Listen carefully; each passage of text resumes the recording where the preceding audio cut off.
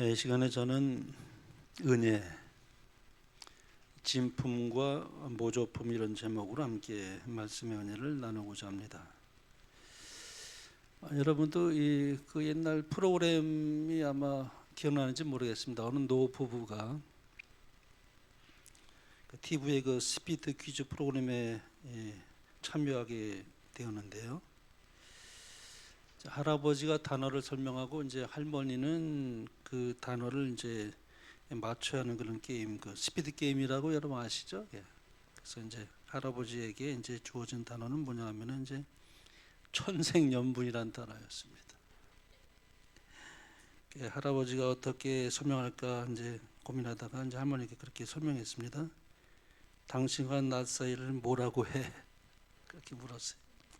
그래서 할머니가 가만히 생각하다가 대답을 했답니다. 왼수 그랬다. 아니 두 자 말고 넉 자로 당신과 나 사이가 뭐야? 그러자 다시 할머니가 평생 왼수. 제가 그 옛날에 봤는데 아직도 잊혀지지가 않아요. 그 얼마나 재미있게 웃었는지. 이 프로그램을 보면서 이제 참 많이 웃었죠. 평생을 살아온 분들이 평생을 살아오지 않았습니까? 어떻게 이렇게 서로에 대한 생각이 다른지. 할아버지는 당신과 나의 천생연분이라고 이렇게 생각해서 말했는데 할머니는 평생 왼수 이렇게 대답을 했습니다. 그런데 우리가 예수님을 믿는 우리의 신앙에도 그럴 수 있다는 생각을 좀 해보았습니다. 평생 우리가 예수님을 사랑한다고 그렇게 신앙생활을 하고 있는데 주님이 생각한 것과는 전혀 다른, 주님이 원하시는 것과는 전혀 다른 신앙을 우리가 할 수도 있습니다. 성경에 보면 그렇습니다. 하나님이 우리에게 가르쳐주신 이 복음의 길에는 우리가 두 길이 있죠. 하나는 생명의 길이 있고 또 하나는 사망의 길입니다. 예레미야서에 보면 이렇게 말씀합니다.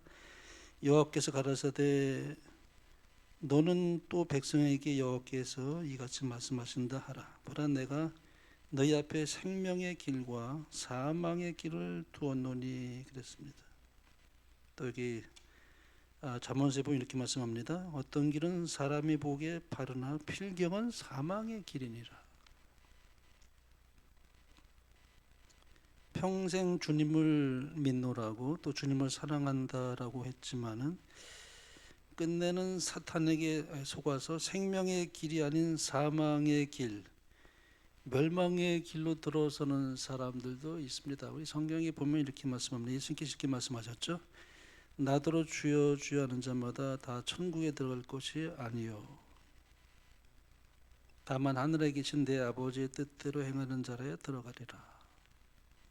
그날에 많은 사람이 나더러 이르되 주여 주여 우리가 주의 이름으로 선지자 노릇하며 주의 이름으로 귀신을 쫓아내며 주의 이름으로 많은 권능을 행하지 아니하였나이까 하리니 그때 내가 그들에게 밝히 말하되 내가 너희를 도무지 알지 못하니 그랬습니다. 가장 참 정말 비극적인 아마 그런 말씀을 듣는다고 생각합니다. 이보다 더 큰 비극적인 말은 없을 것 같아요. 내가 너희를 도무지 알지 못하나니 불법을 행하는 자들아 내게서 떠나가라 그랬어요. 이제 참 예수님의 이름으로 많은 권능을 행했습니다. 아마 또 여러 가지 또 큰 일도 많이 했을 텐데 정작 마지막에 가서는 예수님이 도무지 알지 못한다 그렇게 말했을 때 얼마나 참 큰 비극적인 그런 일을 당하는 것인지 우리가 상상해 볼 수가 있습니다. 그런데요, 어느 교회를 막론하고 하나님께서는 소중한 그분의 자녀를 가지고 계십니다. 교파를 초월해서요. 그래서 빛을 찾는 사람들이 있습니다. 진리를 듣지 못해서 그랬지. 진리를 들으면은 그 진리대로 따라갈 수 있는 많은 사람들이 교파를 초월해서 있습니다. 우리 영감의 글에 보면 이렇게 말씀했습니다. 로마교 내에도 참된 그리스도인들이 있는 것이 사실이다. 그 교회에 속한 무수한 사람들은 그들이 받은 빛을 따라 최선껏 하나님을 섬기고 있다. 그러나 그들은 하나님의 말씀을 접하도록 용납되지 않고 있기 때문에 진리를 깨닫지 못한다.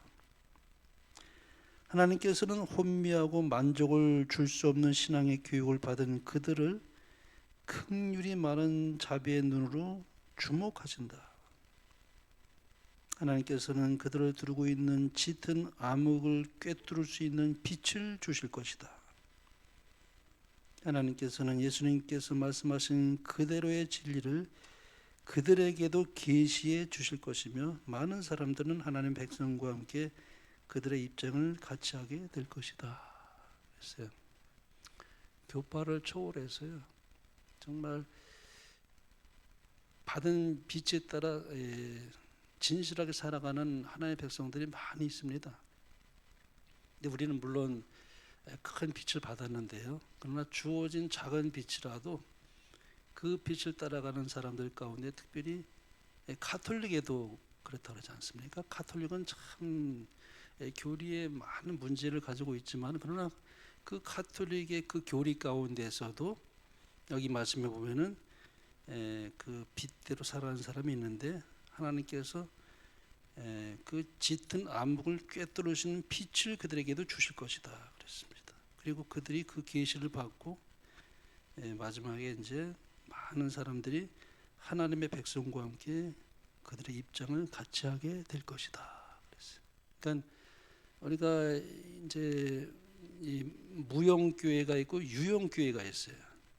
그러니까 우리가 이제 제7일 안실례에서 지내는 교회는 진리교회잖아요. 마지막 택한 남은 진리교회, 유형교회라고 하죠. 보이는 교회. 그러나 하나님께서는 이 진리교회에 박혀 있는 하나님의 많은 자녀들인데 그건 무형교회라고 말할 수 있어요. 교파를 초월해서 하나님께서 그 진리의 빛을 따라 충실하게 살아가는 사람들이 이 진리교회에 속해 있지 않지만 그러나 하나님께서 그 세 천사의 기별의 빛을 전할 때 그들이 그 빛을 따라서 나중에 우리가 입장을 같이 하게 될 하나님의 자녀들이 많이 있다는 것입니다.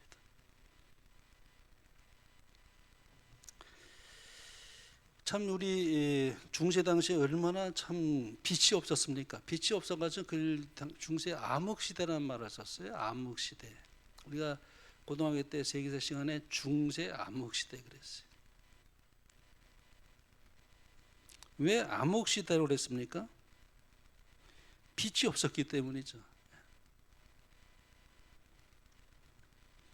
빛이라고는 전혀 없었던 것이라고 말할 만큼 캄캄했습니다. 빛이 없었다면 무엇에 대한 빛이 없었던 것일까요? 물론 이제 하나님 믿지 않는 사람들은 그 나름대로 또 해석이 있겠지만 우리가 볼 때에 그들의 그 빛이 없었던 것은 하나님의 품성에 대한 오해였습니다. 가톨릭이 그 지배하면서 하나님의 품성에 대해서 아주 오해하게 만들었어요.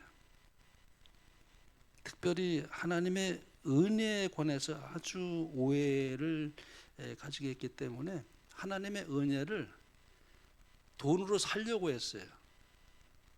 가톨릭의 그 교리에 보면은 그 면죄부라는 게 있었어요. 면죄부. 돈으로 하나님의 은혜를 사는 것입니다. 그런 아주 잘못된 교리 가운데 있는 하나님의 백성들이 그런 무지 가운데에 캄캄한 시대를 살았던 적이 있었죠. 그러나 하나님께서는 언제나 각 시대에 은혜를 베풀어 주셨습니다. 그러나 로마 교회는 은혜의 정의를 왜곡시켰죠.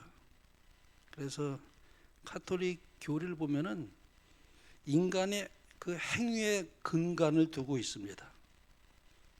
행함으로 말미암는 이 구원이라는 이런 율법주의적인 교리가 우리 교회의 이 개신교 안에서도 그런 신앙을 하고 있는 사람들이 있지만은 그러나 특별히 가톨릭은 행함으로 말미암는 그런 쪽으로 교리를 가지고 있기 때문에 빛을 받을 수 있는 기회가 매우 제한적이었습니다. 그러나 오늘 여기 영감의 글에 보면은 그러나 그들에게도 짙은 암흑을 꿰뚫을 수 있는 빛을 주실 것이다 그랬습니다. 그러니까 하나님의 백성들 가운데 가장 중요한 것은 뭐냐면 빛을 갈구하는 마음이 우리에게 참 중요합니다. 우리가 진리를 사모하고 진리를 깨달으려고 하고 하나님께서 내게 주신 그 참된 그 사람이 가야 할 그 길이 무엇인지를 찾고 또 찾는 사람들이 있어요. 그런 사람들은 성령께서 역사하셔서 그 빛을 따라 살아갈 수 있는 기회를 허락해 주신다는 것입니다. 아시는 대로 하나님의 은혜는 값으로 사는 것이 아니죠. 이 은혜라고 하는 것은 누구에게나 값없이 주어지는 것이기 때문에 그렇습니다. 이 은혜라는 것은 전혀 자격이 없는 사람에게 베풀어지는 하나님의 일방적인 호의다 그렇게 말합니다. 우리 중에 누구도 구원받기에 합당할 만한 선한 사람도 없고 의로운 사람도 없고 자격이 갖추어진 사람도 없습니다. 그러나 하나님께서 예수 그리스도의 십자가를 통해서 죄의 사함을 받게 하시고 하나님의 자녀가 되어 그분의 축복 가운데 우리가 사는 것은 전적으로 하나님의 은혜입니다. 하나님의 은혜. 하나님의 은혜는 결코 돈으로 살 수 있는 것이 아닙니다. 하나님의 은혜는 옳은 행위에 대한 보상도 아니에요. 우리는 보상 심리가 많아요. 사람은 인정받고자 하는 마음도 우리에게 좀 본능적으로 가지고 있고 어떤 것을 했으면 그 보상에 대한 그런 심리가 있죠. 근데 하나님의 은혜는 옳은 행위에 대한 보상도 아닙니다. 하나님의 은혜는 순종에 대한 대가도 아닙니다. 하나님의 은혜는 우리의 행함에 전혀 기초하지 않습니다. 은혜는 오직 하나님께서 하신 일에 기초하고 있습니다. 지금까지 우리가 들은 것 중에 가장 좋은 소식 아닙니까? 우리가 참 무슨 자격이 있는 것 절대 아니죠.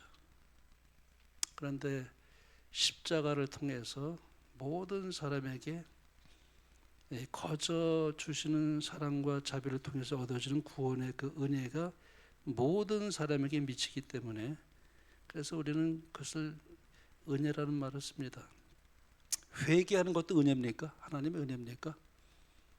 우리가 하나님의 은혜가 아니면 사람은 회개할 수 없어요. 하나님의 은혜입니다. 여기 영감의 글은 이렇게 말했죠. 회개는 용서와 마찬가지로 그리스도를 통하여 얻을 수 있는 하나님의 선물이다. 우리들의 죄를 깨닫게 하고 용서의 필요를 느끼게 하는 것은 성령의 감화로 말미암는 것이다. 통회하는 자만이 용서를 받을 수 있다. 그러나 마음의 회개를 일으키는 것은 하나님의 은혜라고 말씀합니다. 우리가 참 모든 것이 하나님의 은혜입니다. 오늘 이 자리에 서 있는 것도 하나님의 은혜고요. 내가 예수를 믿게 된 것, 내가 침례를 받게 되고 하나님의 자녀로 내가 하늘 생명수에 기록이 되어 있는 그 모든 것은 전적으로 모든 것이 다 하나님의 은혜입니다. 많은 사람들은 구속사업의 첫 단계가 무엇인지에 대하여 혼돈하고 있다. 회개란 죄인 자신이 스스로 그리스도에게 나올 수 있는 한 가지 일로 여겨왔다. 또한 저들은 하나님의 은혜의 축복을 얻기 위하여 죄인이 반드시 합당한 자격을 얻어야 하는 줄로 생각하였다. 잘못 생각한다는 얘기예요. 이렇게. 그렇죠? 물론 회개가 용서의 선행 조건이 되는 것은 사실이지만 하나님께 간합하심을 받는 유일한 조건은 상하고 뭡니까? 통회하는 마음이며 죄인은 스스로 회개할 수도 없고 스스로 그리스도에게 나오기 위하여 준비할 수도 없다. 또 한 번 더 보겠습니다. 많은 사람은 바로 이 점에 실패하여 그리스도께서 저들에게 주시기를 원하시는 도움을 받지 못한다. 저들은 먼저 회개하지 않으면 그리스도께 나아갈 수 없다고 생각하는 동시에 회개는 저희 죄의 사유를 받게 하는 준비라고 생각한다. 물론 회개가 죄의 사유보다 먼저 있을 것은 사실이나 이는 구주의 필요성은 마음이 상하고 통해하는 자만이 느끼는 까닭이다. 그러나 죄인이 예수께로 나아가려면 반드시 그가 회개할 때까지 기다려야 할 것인가? 회개가 죄인과 구주 사이의 한 장애물이 되어야 할 것인가? 성경은 죄인이 수고하고 무거운 짐진 자들아 다 내게로 오라 는 그리스도의 초청에 응하려면 먼저 회개하여야 한다고 가르치지 아니한다. 진정한 회개를 하게 하는 것은 오직 그리스도께부터 나오는 은덕이다. 우리는 그리스도 없이 죄 사함을 받을 수 없는 것처럼 그리스도의 신, 성령이 우리의 양심을 깨우쳐 주시지 않으면 회개할 수 없는 것이다. 그래서 우리가 하나님은 상하고 통해하는 심령을 참으로 우리 하나님은 기뻐 받으셔요. 제가 정로기단 읽어보니까 다윗이 골리앗을 쓰러뜨렸을 때 얼마나 위대한 믿음의 용사였습니까? 얼마나 정말 참 찬양받을 만했습니까? 그 불맷돌로 가지고 골리앗 쓰러뜨렸을 때 정말 대단했죠. 위대한 믿음의 사람을 보였죠. 근데 그 다윗이 근데 바세바와의 그 간음 그런 죄를 범해서 그가 이제 그 압살롬에게 쫓기게 됐어요. 근데 그 압살롬에 쫓기게 되는데 그 정말 강을 건너가는데 정말 그 모든 그 군사들이 뒤따르고 있고 맨발로 이제 정말 머리는 다 흐트러뜨리고 그렇게 해서 이제 이 냇물 그 강가를 이렇게 건너가는데 그 다윗이 얼마나 그 하나님께 마음을 드리면서 정말 통회하고 그 상한 마음을 가지고 이 부하들과 그 시내를 건너가는데 제가 보니까 정로기단에 그렇게 기록되어 있더라고요. 하나님께서 다윗을 보실 때 가장 아름답게 보일 때가 불쌍하게 보이고 가엾어 보이고 사랑스럽게 보일 때 그때였다 그래요. 내가 참 깜짝 놀랐어요. 골리앗이 쓰러졌을 테니까 그때가 아니었을까 생각했는데 오히려 다윗이 죄를 범했을지라도 그가 정말 상하고 통회하는 심령으로 그 아들에게 쫓겨서 그 맨발로 그렇게 그 시내를 건너갈 때 그 모습이 가장 사랑스럽게 보였다고 했어요. 그러니까 하나님이 우리에게 보시는 것은 우리가 잘못할 수 있죠. 우리가 정말 넘어질 수도 있고 죄를 범할 수도 있죠. 사람이 살면서 우리가 부족하기 때문에 넘어질 수가 있죠. 그러나 그가 회개하는 마음을 가지고 상한 마음으로 통회하는 심령으로 하나님께 나올 때는 하나님은 아주 사랑스럽게 바라본다 본다는 것을 우리가 다윗을 통해서 알 수가 있습니다. 그래서 우리에게는 언제나 희망이 있어요. 언제나 희망이 있습니다.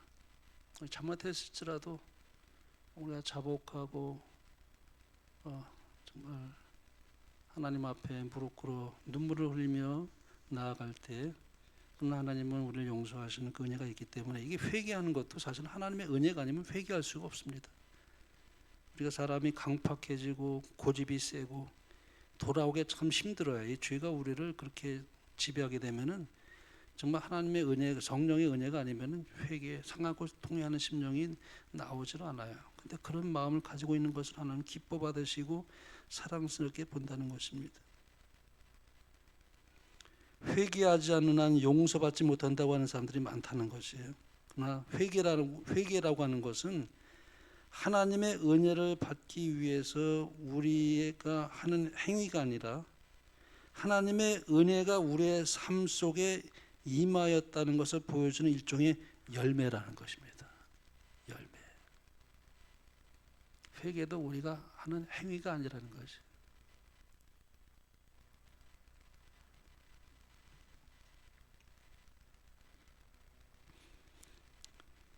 하나님의 은혜가 우리의 삶 속에 들어왔다는 증거라는 것이죠. 하나님을 향하여 가는 마음, 그게 회개인데, 그것은 봐서 내 마음속에 성령이 임했다는 증거를 보이는 하나의 일종의 열매라는 것입니다.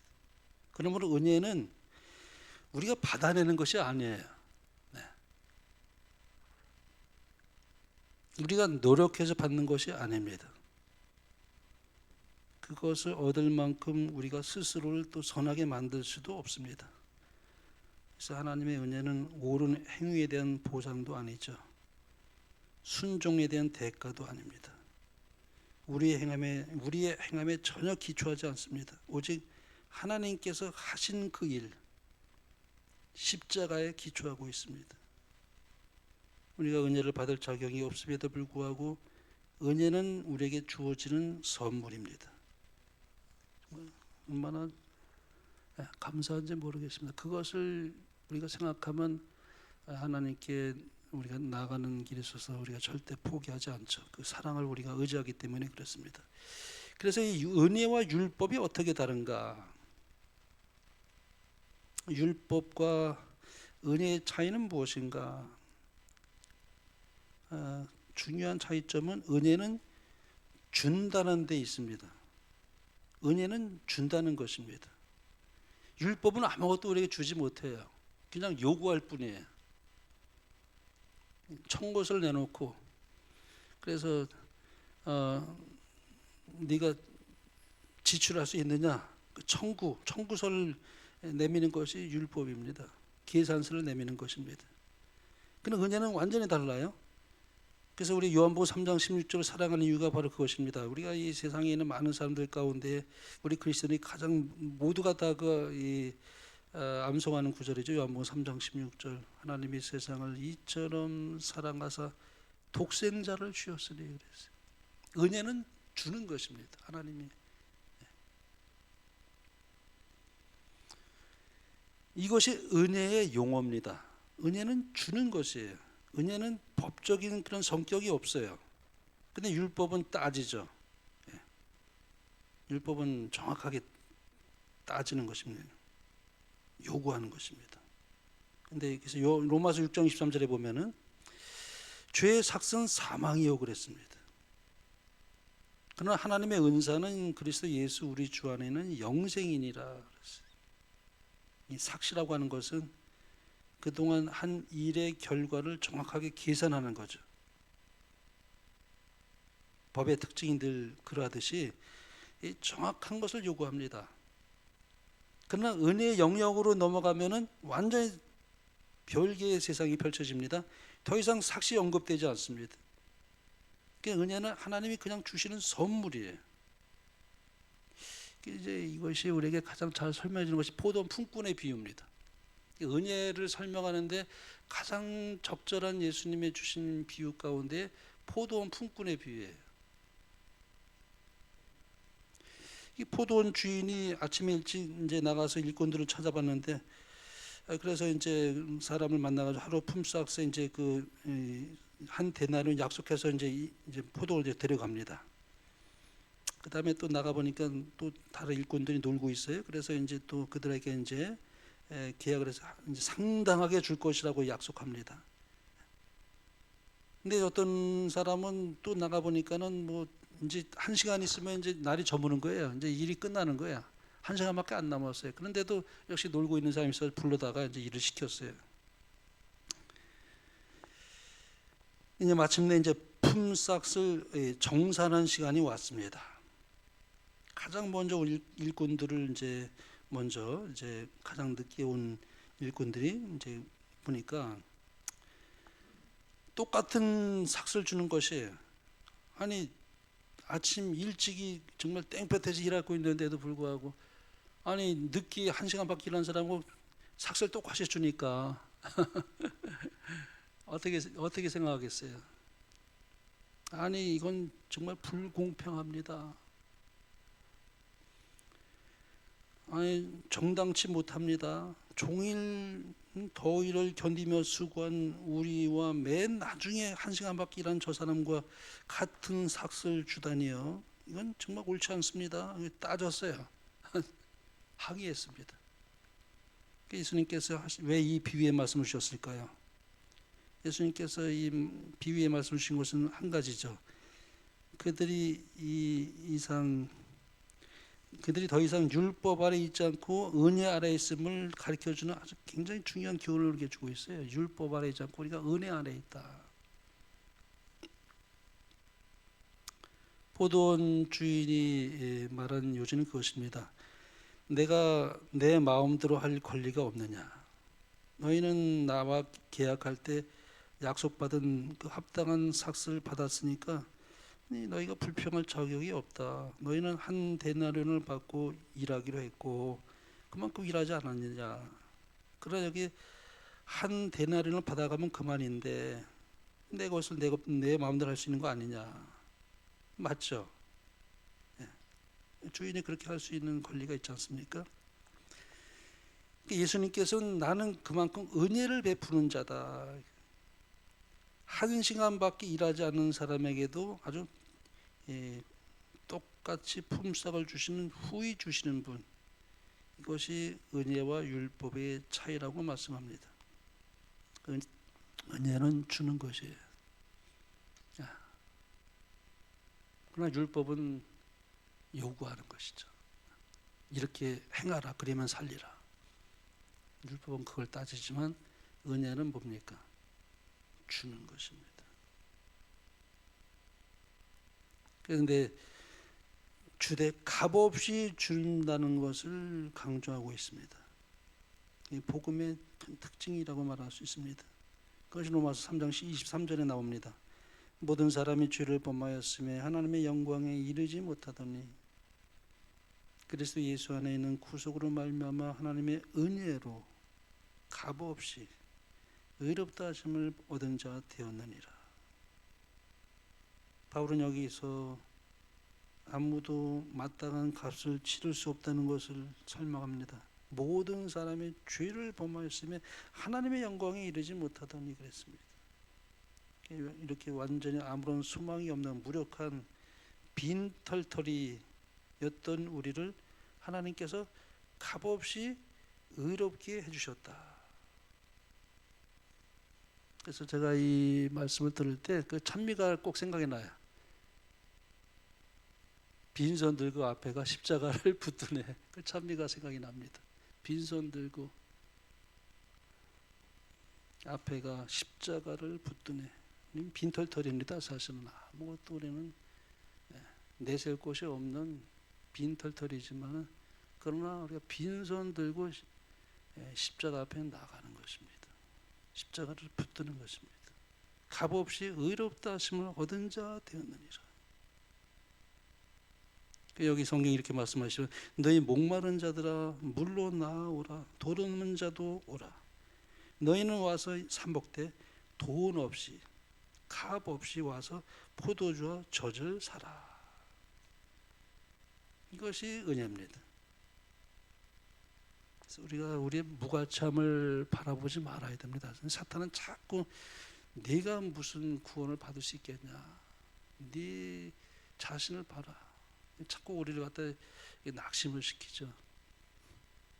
얼마나 사실 우리가 무가치한 존재인지를 우리가 내 자신은 그랬을지라도 십자가를 보면 우리가 얼마나 가치 있는 존재로 바뀌어지는지 몰라요. 하나님께서 나 하나 한 사람을 위해서라도 이 땅에 오셔서 십자가에 못 박혔을 것이다. 나 한 사람만을 위해서라도. 근데 그거 생각하면은 내가 얼마나 높아지는 존재로 바뀌는지 몰라요. 그렇죠? 나는 무가치한 존재가 아니에요. 그런 눈으로 보시기를 하나님은 바라십니다. 그래서 우리가 과거를 돌아보지 말아야 됩니다. 과거를 자꾸 돌아볼 것이 아니라 지금 현재 주님께서 나를 사랑하시고 받아주시고 자녀로 입적하신 그 주의 은혜를 계속 생각하며 나아갈 수 있게 되기를 하나님은 바라시고 계십니다. 하나님 구원은 정말 하나님이 값없이 주신 선물이에요. 값없이 주시는 은혜입니다. 이것이 성경이 말씀하고 있는 구원의 영광스러운 메시지라고 말할 수 있습니다. 그런데 이 은혜라고 하는 것은요, 값없이 줄 뿐만 아니라 아주 풍성하게 주신다는 것입니다. 이게 또 하나님의 은혜입니다. 그래서 요한복음 1장에 보면 있죠. 우리가 다 그의 충만한 데서 받으니 은혜 위에 은혜로라.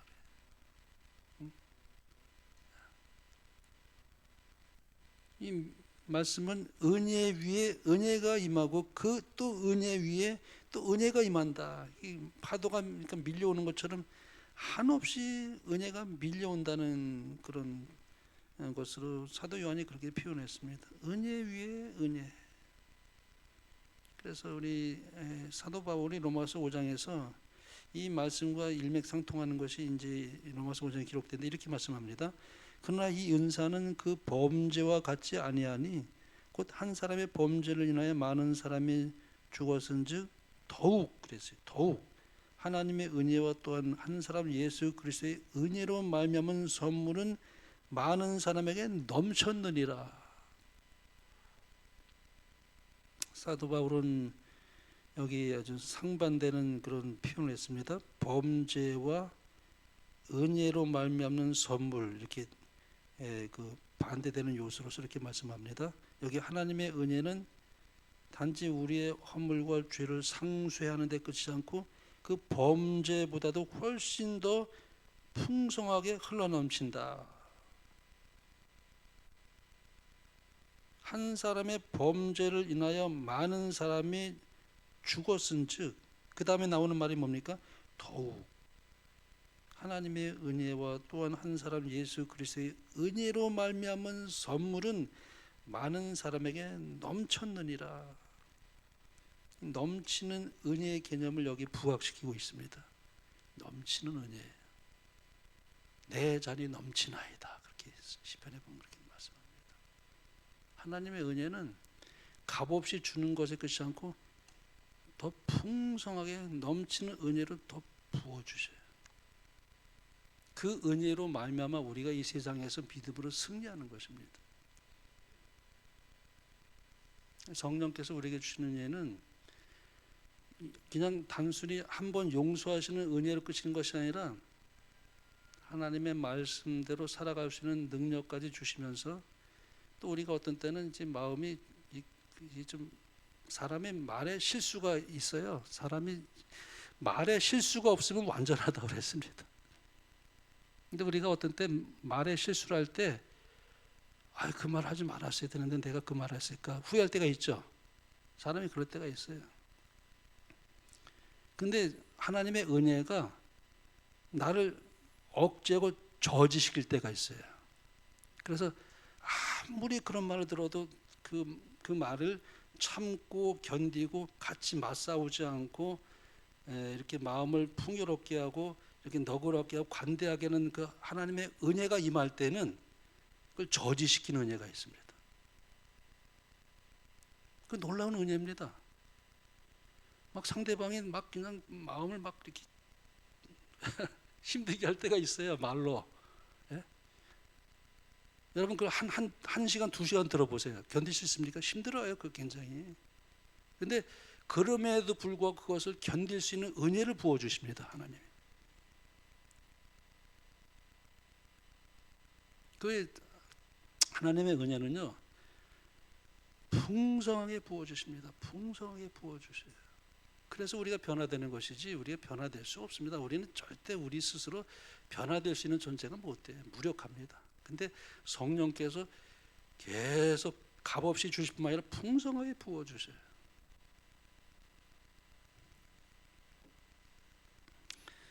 여기 이제 넘치는 은혜입니다. 여기 좀 또 보겠습니다. 16절에 또 이 선물은 범죄한 한 사람으로 말미암은 것 같지 아니하니 이 선물은 이 범죄를 덮을 만큼만 주어진다고 이렇게 바울은 말하지 않습니다. 한 사람 아담이 죄를 지었고 그 결과 이제 뒤따라왔죠. 그 다음에 이제 또 다른 한 사람 둘째 아담 되시는 그리스도께서 구원에 필요한 일을 다 하셨습니다. 그 결과도 뒤따라오죠. 그래서 바울은 여기서 같지 아니하니 그런 말을 했어요. 왜 같지 않을까요? 심판은 한 사람으로 말미암아 정죄에 이르렀으나 은사는 많은 범죄로 말미암아 의롭다 하심의 이름이니라. 보시는 대로 이렇게 은혜가 범죄를 훨씬 능가합니다. 한 사람의 범죄로 말미암아 사망이 그 한 사람을 통하여 왕노릇하였은즉, 그 다음에 요점이 나오죠. 더욱 은혜와 의의 선물을 넘치게 받는 자들은 한 분 예수 그리스도 통하여 생명 안에서 왕노릇한다. 이 왕노릇, 권세입니다. 권세. 은혜는, 율법은 그냥 요구하는 거지만 은혜는 뭐예요? 왕노릇하는 거예요. 권세가 있어요. 권위가 있어요. 성령께서 역사하시기 때문에 왕노릇한다 그랬습니다. 그래서 여기 이제 20절에 이렇게 말씀하죠. 율법이 들어온 것은 범죄를 더하게 하려 함이라. 그러나 죄가 더한 것에 은혜가 더욱 넘쳤나니. 더욱 넘칩니다. 그 은혜는 놀라운 것입니다. 우리가 하나님의 은혜가 우리에게 풍성하게 부어지면은 우리의 삶엔 놀라운 기적이 일어납니다.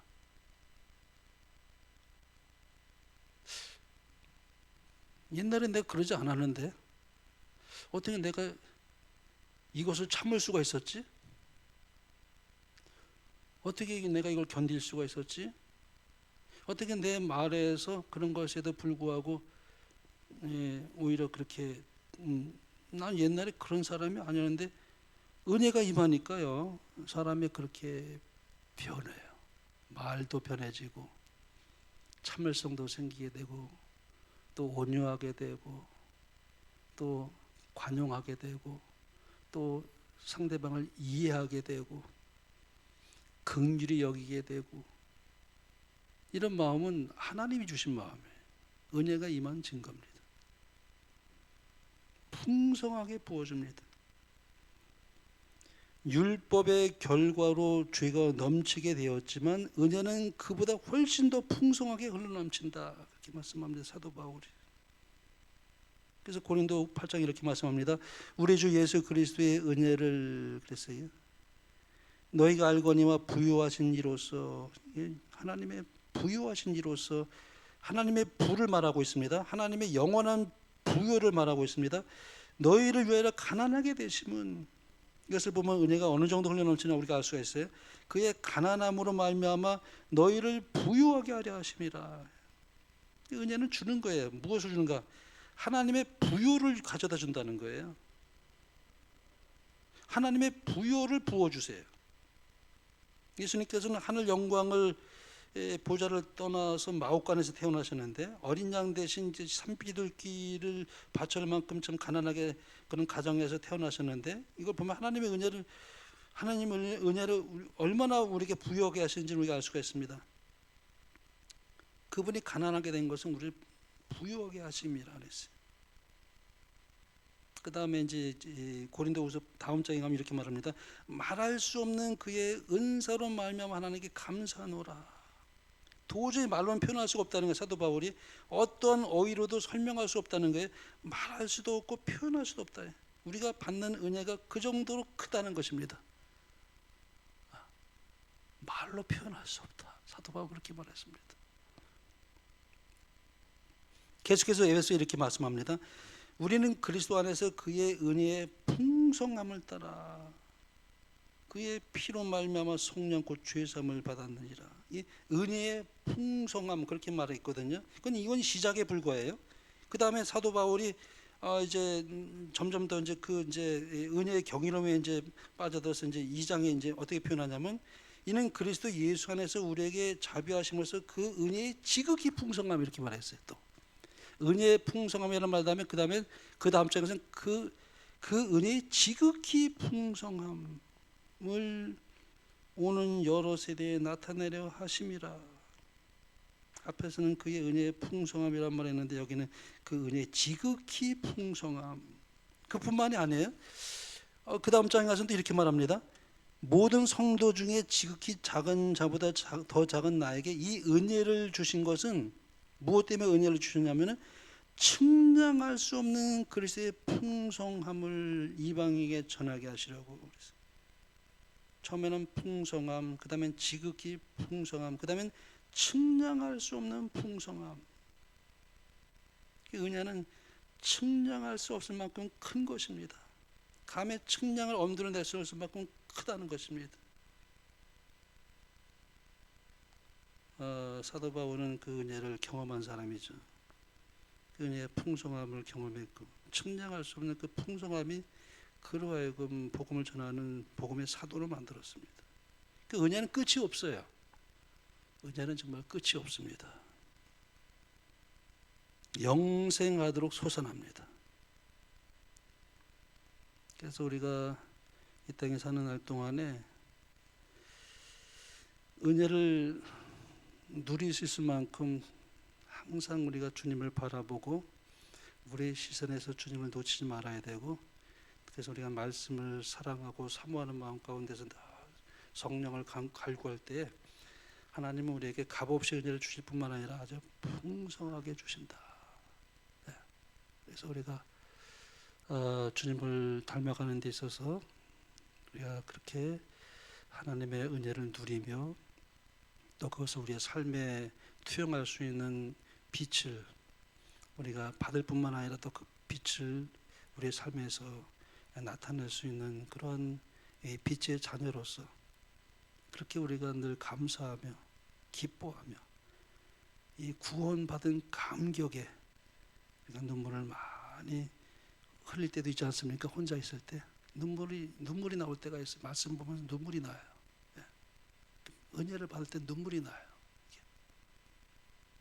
나 같은 죄인을 살리신 주님의 은혜가 이렇게 막 이렇게 밀려올 때는 나도 모르게 눈물이 막 이렇게 솟아나잖아요. 그 은혜가 풍성하게 경험이 되어서 사도 바울처럼 측량할 수 없는 그 은혜의 풍성함을 늘 누리며 살아가는 것 가운데서 주님을 영광스럽게 할 수 있는 우리 빛의 자녀가 될 수 있도록 우리 모두를 축복하시길 바라면서 말씀 마치겠습니다.